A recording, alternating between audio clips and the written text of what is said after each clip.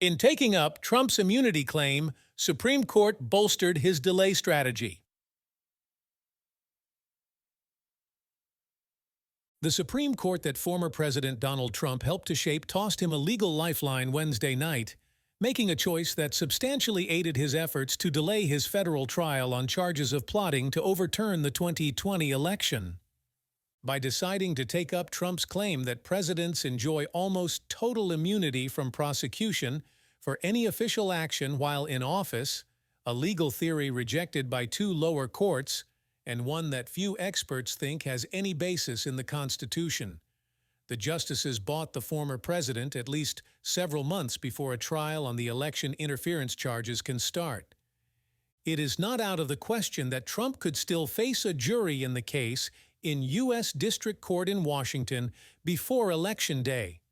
At this point, the legal calendar suggests that if the justices issue a ruling by the end of the Supreme Court's term in June and find that Trump is not immune from prosecution, the trial could still start by late September or October. But with each delay, the odds increase that voters will not get a chance to hear the evidence that Trump sought to subvert the last election before they decide whether to back him in the current one.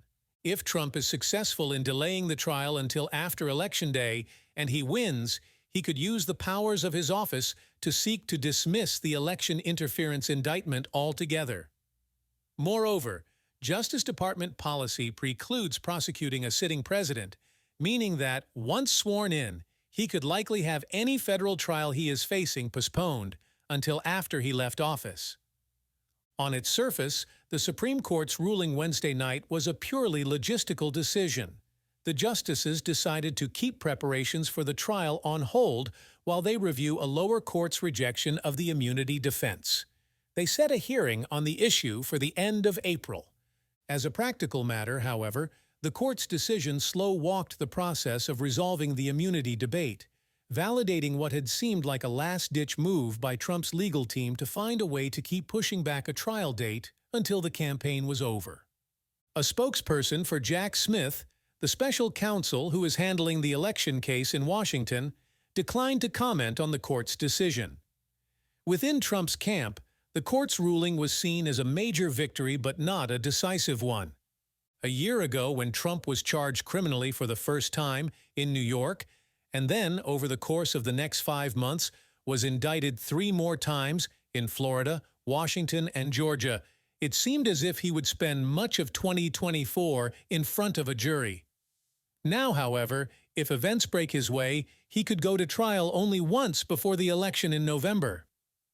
In that case, a state judge in Manhattan set a start date of March 25th for the former president's trial on charges of arranging hush money payments to a porn star in an effort to avert a scandal on the eve of the 2016 election. And on Friday, a federal judge in Florida is set to hold a hearing to reset the clock on Trump's other federal trial, the one in which he stands accused of mishandling dozens of classified documents after he left office. That trial was scheduled to start in May, but now may or may not take place before Election Day.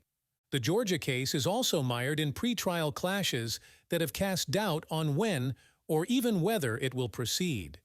The election interference case in Washington was supposed to have been the first of Trump's 4 criminal proceedings to go in front of a jury. Months ago, the judge overseeing it, Tanya Chutkan, picked a trial date of March 4th. But then Trump filed a motion to dismiss the case, arguing that he enjoyed complete immunity from the charges because they arose from acts he took as president.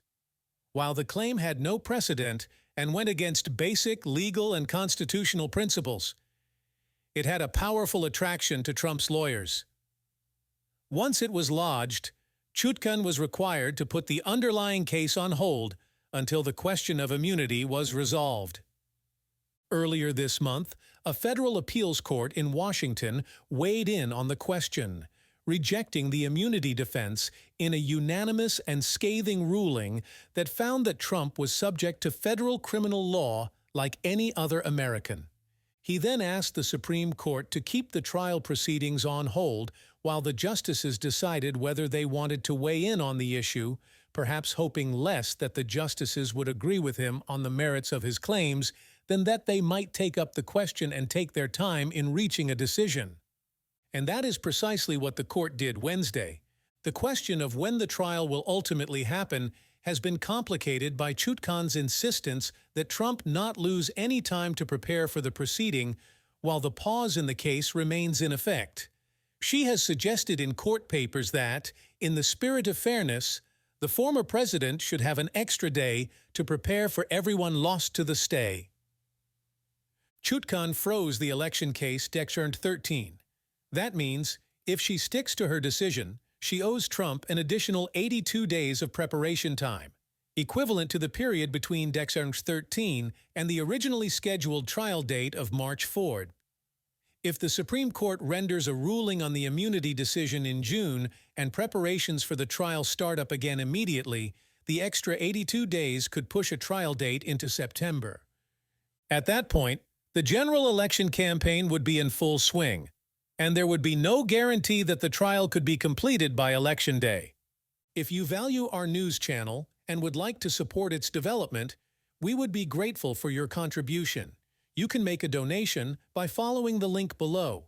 Your support will help us continue covering important events and providing high-quality information. Thank you for your generosity and belief in our work.